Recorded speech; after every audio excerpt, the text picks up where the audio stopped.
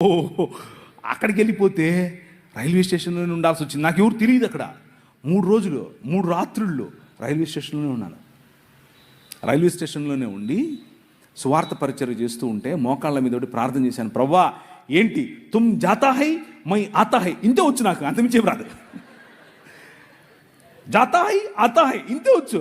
ప్రవ్వా ఏంటి ప్రవ్వా నాకు ఈ భాష రావట్లేదు, నేను ఏం చెప్పాలి అని అంటే అనర్గళంగా మాట్లాడటానికి హిందీ ఇచ్చాడు. దేవునికి స్తోత్రం కలుగును గాక. అనర్గళంగా, మామూలుగా కాదు.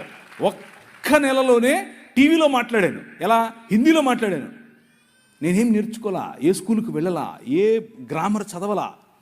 కానీ వాళ్ళు నన్ను సౌత్ ఇండియన్ అనుకోరు. ఎందుకు అని అంటే నేను మాట్లాడే హిందీ అంత శుద్ధంగా ఉండేట్లుగా మాట్లాడాను ఆ రోజుల్లో, ఒక్క నెలలో. కారణం ఏంటి అని అంటే ద పవర్ ఆఫ్ గాడ్.